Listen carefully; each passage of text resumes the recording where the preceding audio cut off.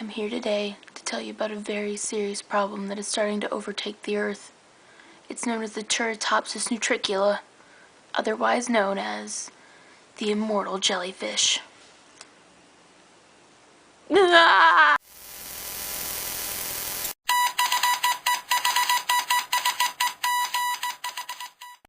The Turritopsis nutricula is the only known animal on Earth that can completely revert to its younger form.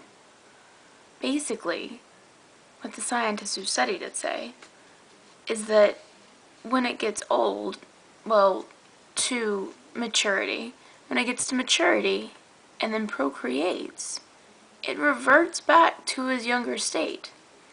Oh my god, it will never die! The basic problem with this is that if the jellyfish never dies, then it will continue to procreate and eventually take over all of the waters of the world.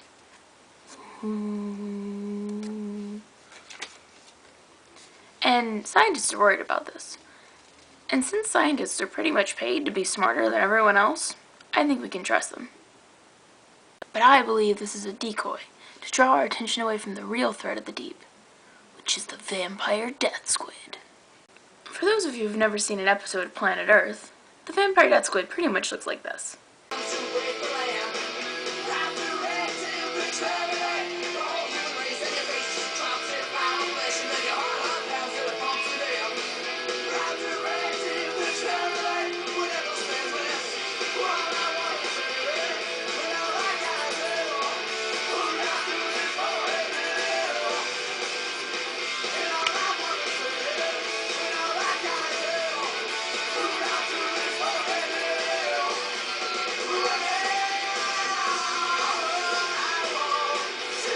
Cthulhu-esque, huh?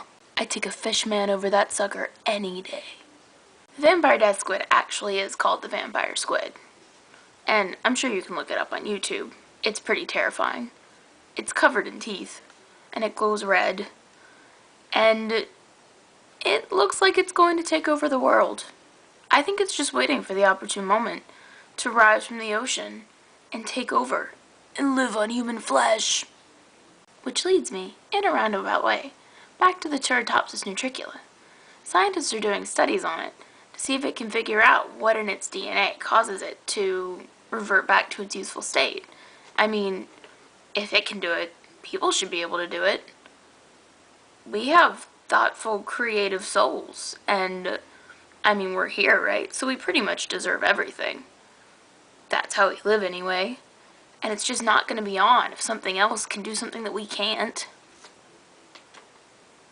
All I have to say to the scientists is this: work fast. Because if the vampire death squid figures out how they work before we do, we're all